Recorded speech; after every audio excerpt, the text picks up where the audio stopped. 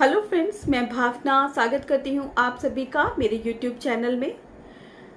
दोस्तों, अपनी health series की वीडियोस में आज मैं आप लोगों के साथ इंफॉर्मेशन शेयर करूंगी मुद्रा विज्ञान से एक बहुत ही अच्छी मुद्रा के बारे में, जिसको कि हम सभी ज्ञान मुद्रा या चिन्ह मुद्रा के नाम से जानते हैं। दोस्तों, हम सभी जानते हैं कि हमारा जो शरीर है वो 5 तत्वों से मिलकर बना है। अग्नि, वायु, आकाश, पृथ्वी और जल। अग्नि, वायु, आकाश, पृथ्वी और जल। आयुर्वेद में वात, पित्त और कफ ये 3 प्रकृति या 3 दोष बताए गए हैं। इनमें जब असंतुलन आता है तो व्यक्ति मानसिक या शारीरिक तौर पर बीमार हो सकता है। वायु तत्व और आकाश तत्व यानी कि वात यानी कि मूवमेंट।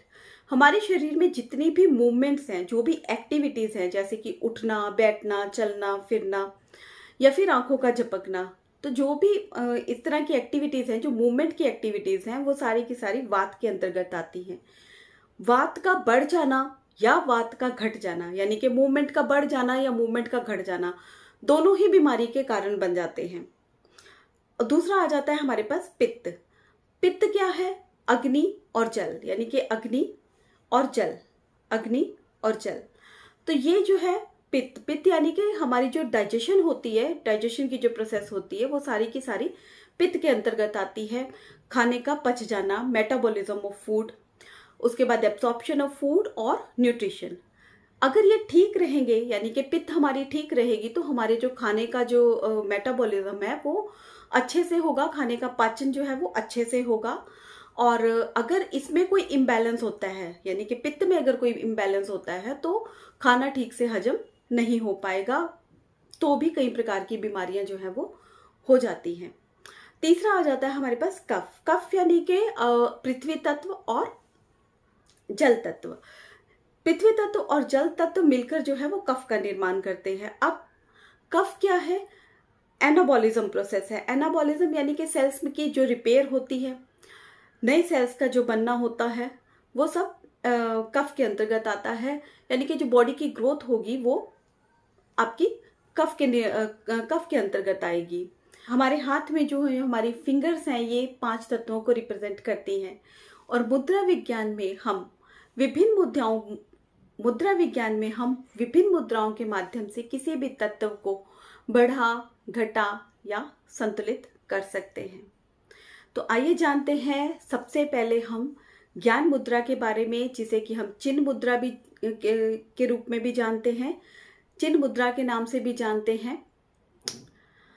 तो आइए सबसे पहले हम जानते हैं ज्ञान मुद्रा के बारे में, जिसे कि हम चिन्ह मुद्रा के नाम से भी जानते हैं।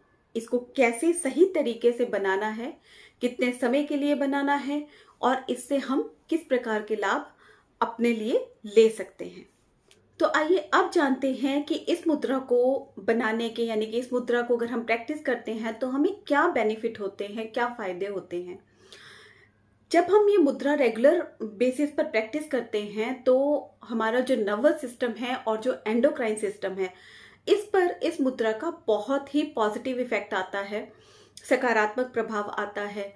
ये मुद्रा जो है हमारे हार्मोन्स को बैलेंस करने में और जो नर्वस सिस्टम में वात के कारण इम्बैलेंस होने के कारण जो मस्कुलर या नर्वस डिसऑर्डर्स जो शरीर में पैदा होते हैं, उनको हील करने में ये मुद्रा बहुत हेल्पफुल रहती है। जैसे कि जॉइंट्स में पेन होना, क्रैम्प्स आना और नसों में खिंचाव हो जाना या नसों में ढीलापन हो जाना, टिचिंग होना, तो इन सभी डिसऑर्डर्स में, नर्वस डिसऑर्डर्स में ये मुद्रा हमें काफी हेल्प करती है। उसके बाद जो दूसरा बेनिफिट इसका हम देखते हैं, तो कई बार आपने देखा होगा कि रात को कुछ लोगों के विचार इतने ज्यादा चलते हैं कि वो सोते तो हैं लेकिन फिर भी नहीं सोते, मतलब सारी रात कुछ ना कुछ दिमाग में चलता ही रहता है। तो वहां पर भी अगर आप रेगुलर बेसिस पर इस मुद्रा को प्रैक्टिस करते हैं तो ये मुद्रा विचारों का जो ये कंटिन्यूअस एक प्रोसेस चलता रहता है, उसमें कमी लाने में, उसको ठीक करने में आपकी हेल्प करती है। एंजाइटीज दूर करने में और डिप्रेशन में ये मुद्रा काफ़ी हेल्पफुल रहती है।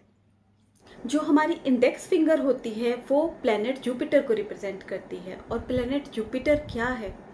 प्लैनेट जुपिटर ज्ञान का कारक है, नॉलेज का कारक है, विजडम का कारक है। अच्छा, बुरा, सही, गलत, हमारे जीवन का उद्देश्य, या अगर इच्छा हो कि हमारी इनर विजडम क्या है, अपनी इनर विजडम से जब कभी नॉलेज लेने का, उससे कनेक्ट होने का मन हो, तो ज्ञान मुद्रा की प्रैक्टिस बहुत ही हेल्पफुल रहती है। जब हम मेडिटेशन करते हैं तब भी हम ज्ञान मुद्रा, ज़्यादातर ज्ञान मुद्रा के साथ ही हम मेडिटेशन की प्रैक्टिस करते हैं। जब हम ये मुद्रा बनाते हैं, यानी कि ज्ञान मुद्रा जब हम बनाते हैं, तो हमारी बॉडी का जो वात है वो बैलेंस होता है। जब वात बैलेंस होता है तो आपके विचार बैलेंस होते हैं, आपका जो मन है वो एकाग्र होता है, यानी कि आपके जो फोकस और कंसंट्रेशन को बनाए रखने में मेडिटेशन के दौरान ये मुद्रा हेल्प करती है। हमारा जो मूलाधार चक्र है, यानी कि sense of security and strength, हमारे जो थर्ड आई चक्र है यानी इनर विजडम, और सहस्त्र चक्र यानी कि फिजिकली, मेंटली एंड स्पिरिचुअली, हमें बैलेंस करने में ये मुद्रा, संतुलित करने में हमें ये मुद्रा बहुत हेल्प करती है। हमारा जो मूलाधार चक्र है यानी कि sense of security and strength, third I inner wisdom, हमारी इनर विजडम, और जो हमारा सहस्त्र चक्र है यानी कि फिजिकली, मेंटली, स्पिरिचुअली, हमें बैलेंस करने का, हमें संतुलित करने में ये मुद्रा बहुत ही हेल्प करती है। तो आइए अब जानते हैं कि इस मुद्रा को बनाने का सही तरीका क्या है। तो आप किसी भी एक कंफर्टेबल पोस्चर में, चाहे तो सिद्धासन चाहे तो पद्मासन, जो भी आपको कंफर्टेबल लगे उस पे आप बैठ जाएं।